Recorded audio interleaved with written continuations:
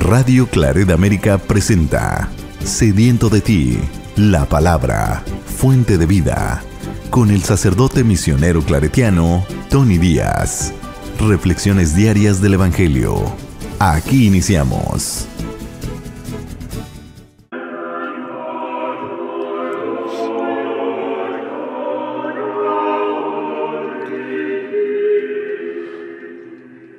Bienvenidos hermanos a nuestras reflexiones bíblicas de las lecturas del día. Hoy es miércoles de la cuarta semana de Cuaresma,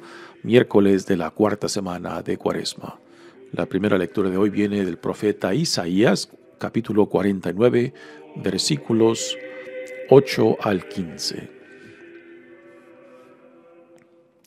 Esto dice el Señor: en el tiempo de la misericordia te escuché. En el día de la salvación te auxilié.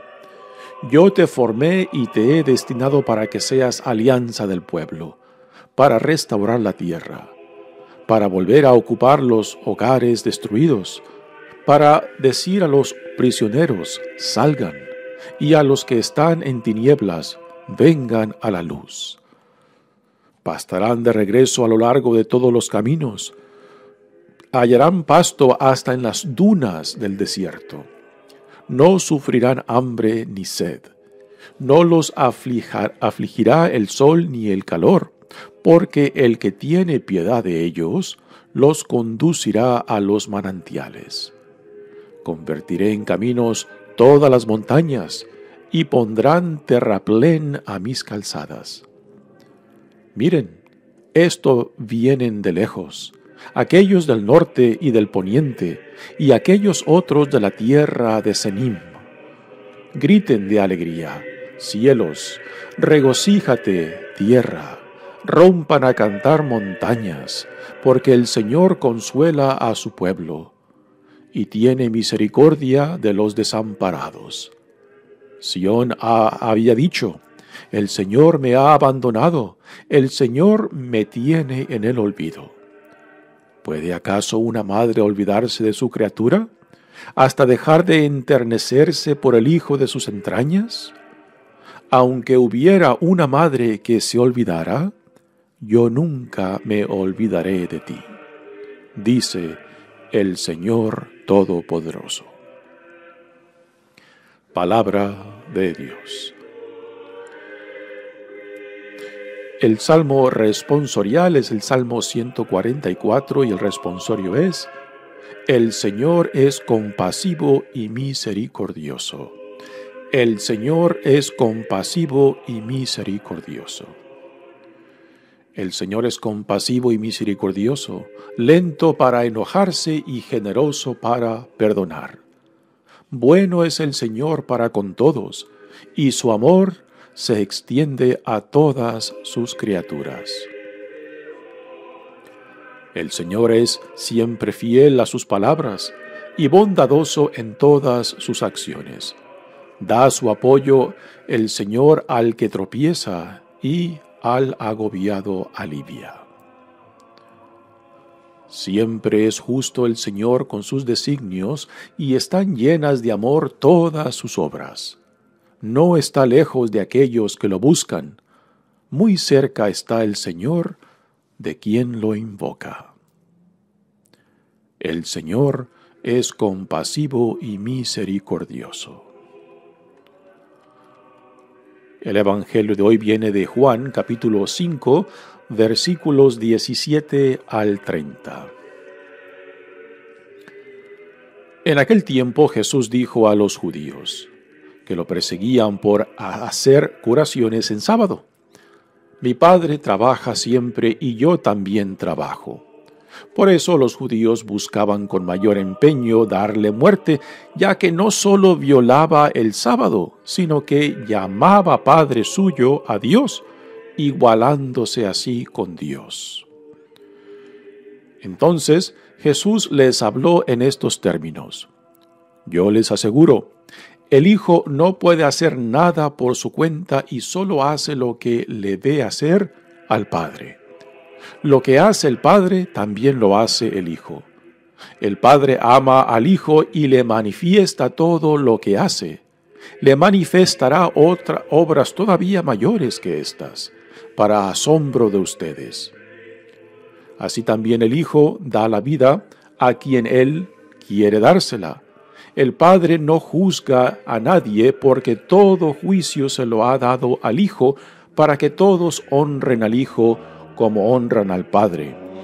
El que no honra al Hijo, tampoco honra al Padre. Yo les aseguro que quien escucha mi palabra y cree en Él, que me envió, tiene vida eterna y no será condenado en el juicio, porque ya pasó de la muerte a la vida. Les aseguro que viene la hora, y ya está aquí, en que los muertos oirán la voz del Hijo de Dios, y los que hayan oído vivirán. Pues así como el Padre tiene la vida en sí mismo, también le ha dado al Hijo tener la vida en sí mismo, y le ha dado el poder de juzgar, porque es el Hijo del Hombre. No se asombren de esto, porque viene la hora en que todos los que yacen en la tumba oirán mi voz y resucitarán. Los que hicieron el bien para la vida, los que hicieron el mal para la condenación. Yo nada puedo hacer por mí mismo. Según lo que oigo, juzgo, y mi juicio es justo, porque no busco mi voluntad, sino la voluntad del que me envió. Palabra del Señor. Muy bien, demos comienzo a nuestra reflexión de las lecturas de hoy. Ya estamos a escasa una semana y media para dar comienzo a las fiestas más grandes de nuestra iglesia, comenzando con Semana Santa, donde empezamos con la pasión de Jesucristo, que nos llevará a la crucifixión y después a la resurrección. Sin la resurrección no hay cristianismo. Así que estas son las fiestas por excelencia de nuestra fe. Y para esto hay que celebrarnos, hay que prepararnos para celebrar este gran don, esta gran victoria que Dios ha ganado para nosotros en Jesucristo. Bueno, ¿y cómo hemos de prepararnos y cómo hemos de celebrar? Precisamente permitiéndonos entrar a este proceso de sanación, a este proceso de reconciliación, a este proceso de dejarnos despojar de todo aquello que nos priva de nuestra verdadera identidad de ser hijos e hijas de Dios, que nos priva de nuestra libertad de los hijos e hijas de Dios, de aquello que nos esclaviza, que nos roba nuestra dignidad.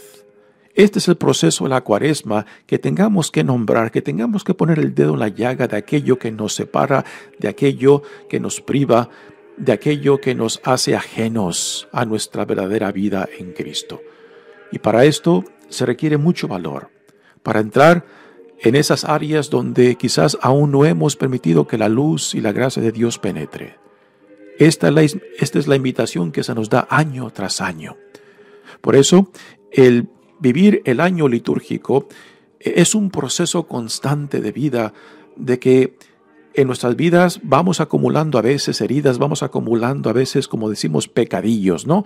Vamos acumulando cadenas que nos van separando, que nos van aislando, que nos van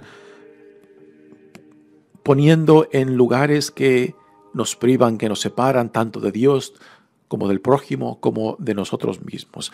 Y este es el proceso. En la primera lectura de hoy, el profeta Isaías se está dirigiendo al pueblo de Dios que se encuentra en el exilio en Babilonia.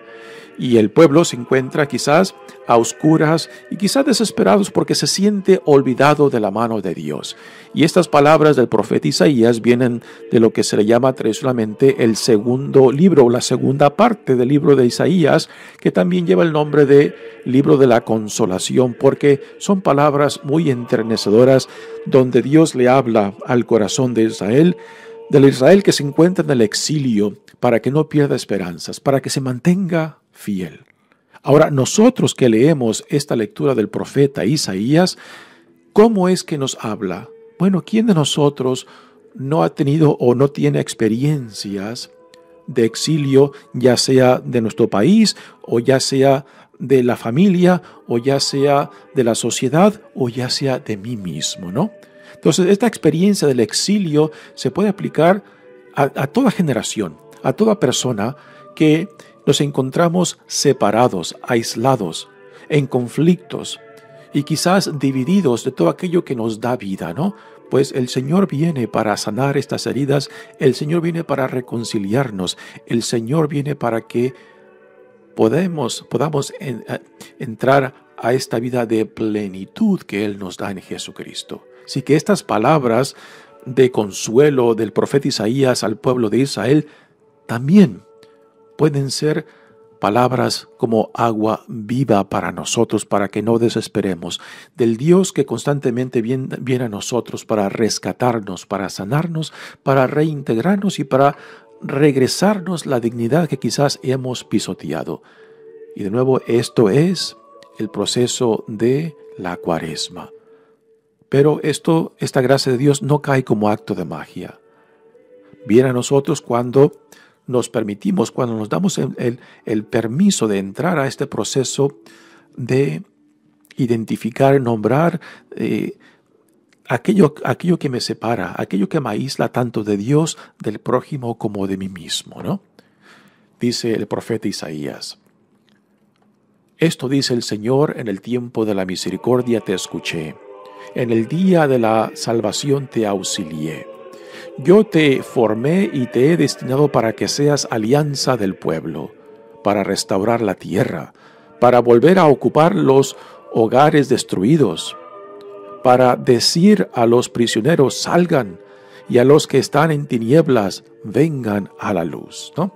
Así que tanto para sí mismo como para que sean instrumentos de gracia para otros, Dios le dice a Israel de que no solamente a ellos los sanará, a ellos los regresará a la vida plena, sino también para que sean instrumentos de gracia para con otros. Y esto es parte de nuestra misión también como cristianos, como hijos e hijas de Dios, como discípulos de Jesucristo, de que Dios en el proceso de nuestro llamado nos quiere introducir a la vida en Cristo, no solamente para nuestro bien y nuestra salvación y nuestra santificación, sino también para que seamos instrumentos de vida para con otros, para que en nosotros y por medio de nosotros también otros lleguen a conocer a Dios, y al conocerlo amarlo, y al amarlo servirlo, el cual es nuestra vocación por excelencia en Jesucristo.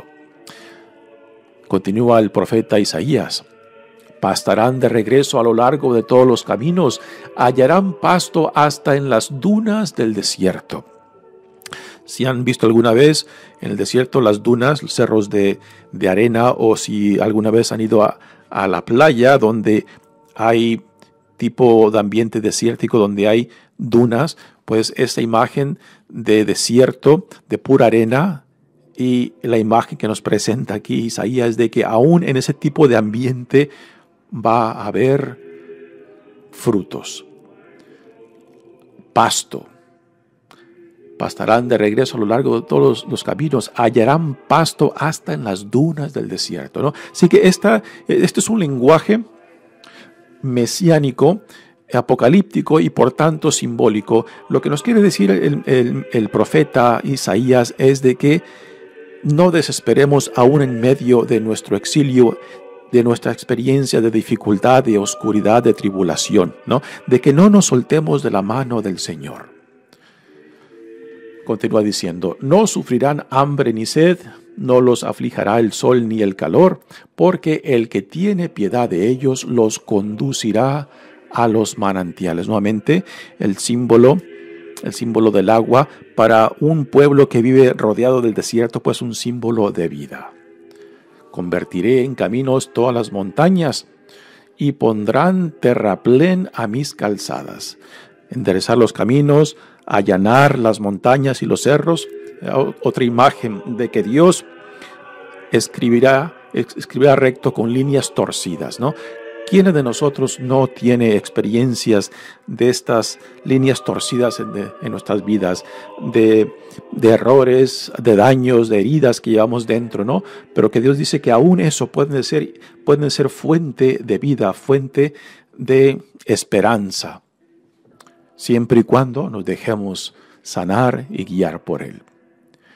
Después dice, miren, estos vienen de lejos, aquellos del norte y del poniente, y aquellos otros de la tierra de Senim. Aquí da la impresión de que Dios congregará a todo su pueblo por donde han sido desparramados por diferentes exilios, ya sea en Egipto, ya sea en Babilonia, ya sea en Asiria, ¿no? Que Dios congregará a todo su pueblo disperso por el mundo que se entendía de aquel entonces.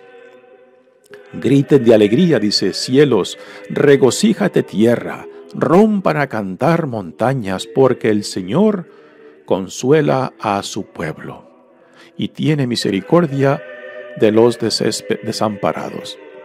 Nuevamente aquí, palabras de consuelo para un pueblo que se encuentra en el exilio, que se siente olvidado. Ya vienen las palabras más bellas dentro del profeta Isaías. Dice, Sión había dicho, el Señor me ha abandonado y el Señor me tiene en el olvido. ¿Quiénes de nosotros no hemos tenido esta experiencia de sentirnos olvidados, alejados de Dios mismo, ¿no? Y estas son las palabras que el pueblo decía acerca de Dios, y ahora viene la respuesta de Dios por medio del profeta Isaías, diciendo, ¿puede acaso una madre olvidarse de su criatura, hasta dejar de enternecerse por el hijo de sus entrañas? Aunque hubiera una madre que se olvidara, yo nunca me olvidaré de ti, dice el Señor Todopoderoso.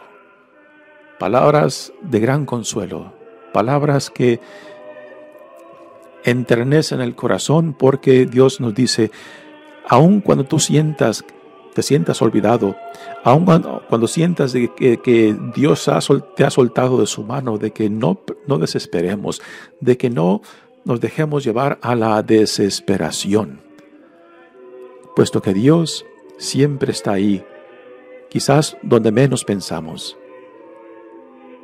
Y a lo que nos invita el profeta Isaías es no solamente a la paciencia, sino también en medio de nuestro peregrinar, en medio de nuestras tribulaciones, ahí buscarlo. Hay una tendencia nuestra de pensar de que solamente Dios está presente en los momentos buenos, en los momentos bellos, en los momentos de paz. Y en los momentos difíciles, ¿no está Dios presente ahí?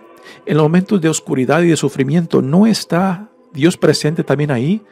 Puesto que si no estuviera, pues sería un Dios muy caprichoso que se alejara, que se fuera en los momentos más difíciles nuestros. Pero no, este no es el Dios que los profetas nos revelan, que es precisamente en los momentos más difíciles, momentos de tribulación, donde Dios ahí está presente, y quizás porque lo tenemos tan cerca, quizás no lo podemos palpar o sentir, o quizás tenemos una expectativa muy cerrada de cómo es que Dios está presente en este momento de oscuridad y dificultad. Y porque tenemos una idea muy estrecha, pues no podemos palpar y reconocer la forma en que Dios se hace presente, porque nuestra expectativa, nuestras nociones están muy estrechas, muy reducidas. Entonces el profeta nos invita a dejar de que Dios nos sorprenda, a dejar de que Dios sea Dios y dejar que Dios venga a nosotros como Dios quiere venir, y no simplemente en la forma que yo lo quiero, de la manera que yo lo quiero, en la imagen que yo lo quiero. No, dejar de que Dios sea Dios y que Dios te sorprenda, aún en medio de donde menos esperes encontrarlo, en la manera que tú quizás no puedes imaginarte, de que ahí se haga presente para decirte a ti, aquí estoy. Así que para nosotros que escuchamos esta lectura del profeta Isaías, es una invitación tremenda para que en medio de nuestro peregrinar no desesperemos y que dejemos de que Dios nos sorprenda como Dios desea venir a nosotros. Lo que Dios requiere de que nosotros tengamos tanto una mente como un corazón despierto para recibirlo a Él en la manera que Él quiera venir a nosotros, para decirnos, tú también eres mi hijo y mi hija, tú también eres mi pueblo. Ven, regocíjate en Dios tu Padre. Muy bien, pasemos ahora al Evangelio de hoy, que viene de Juan. Es una continuación del Evangelio de ayer. Ayer leímos de la sanación que Jesús llevó a cabo en la piscina de Betesda, que fue una sanación que se llevó a cabo en sábado y que por tanto los judíos, los líderes de la comunidad de Israel, líderes de la comunidad judía, pues ahora están persiguiendo a Jesús porque Él está actuando en sábado, o sea, está llevando a cabo actividades que la ley mosaica prohíbe. Ahora, un tema muy interesante es la identidad de Jesús. En el Evangelio de Juan, la identidad de Jesús está clarísima desde el principio del Evangelio, que Él es el Hijo de Dios, que es la palabra de Dios, y que por tanto el Jesús de Juan es un Jesús humano y divino desde el principio, y de esto es la manera que se nos presenta, ¿no? Y hay una identidad clara y muy definida de cómo Jesús entiende a sí mismo, de que Él es el Hijo amado de Dios, enviado por Dios Padre, y que Él solamente hace lo que el Padre lo ha enviado a hacer, y que solamente lleva a cabo lo que el Padre desea de Él. En este Evangelio de hoy tenemos ya esta noción aclarada mucho más todavía, donde Jesús se iguala en dignidad, o sea, de que no se iguala en el sentido de que son dos dioses, el Padre y el Hijo, no. Se iguala en el sentido de actividad, de que Él solamente hace lo que el Padre hace, de que Jesús solamente está llevando a cabo lo que el Padre desea que el Hijo haga, y que por tanto esta crítica que los líderes de la comunidad judía hacen de Jesús, de que se está igualando a Dios, Jesús no lo niega. Todo lo contrario, lo confirma y lo reafirma, ¿no? Y este es el gran problema, ¿no? Ahora, otro punto es de que ¿por qué Jesús actúa en sábado? ¿Por qué Jesús rompe la ley mosaica actuando en el sábado? Bueno, precisamente porque Él es la encarnación de Dios Padre. Y la pregunta es, ¿el sábado, las normas del sábado también se aplican a Dios? O sea, de que Dios no está activo aún en el sábado, porque según la historia de la creación, Dios descansa en el sábado, pero ese descansar significa de que Dios no está activo, de que Dios está en total reposo y que su actividad, su creación, su amor no está presente en el sábado. Y ese era uno de los temas de contención entre los comentaristas de la ley mosaica, ¿no?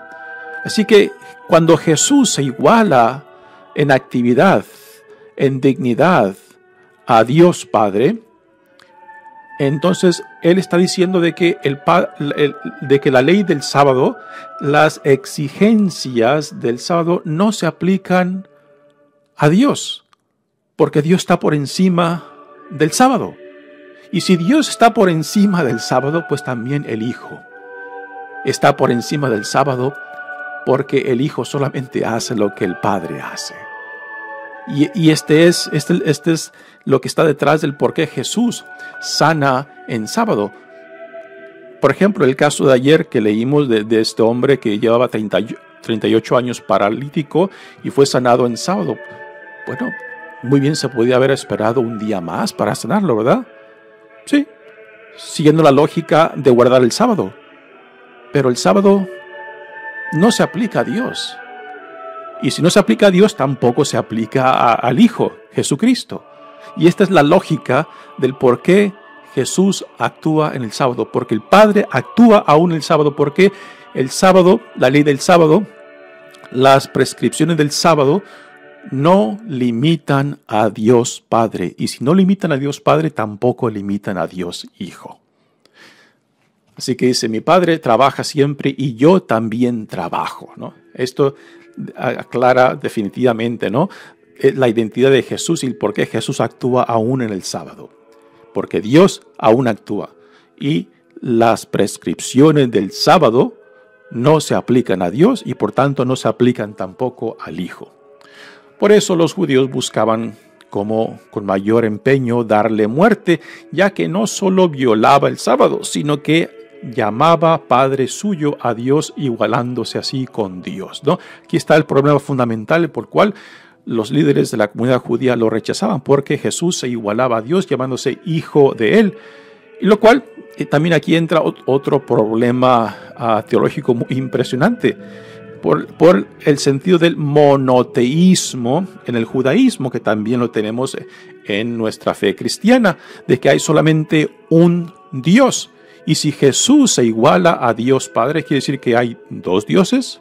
No, no se está hablando de eso. Simplemente se está hablando en significado de funcionalidad del Hijo, de que el Hijo solamente hace lo que el Padre le muestra, lo que el Padre le enseña, y que toda autoridad que el Hijo tiene es porque el Padre se la ha dado, ¿no? Pero los críticos de Jesús, pues, lo toman como una herejía al atreverse a decir estas palabras de sí mismo en relación a Dios Padre.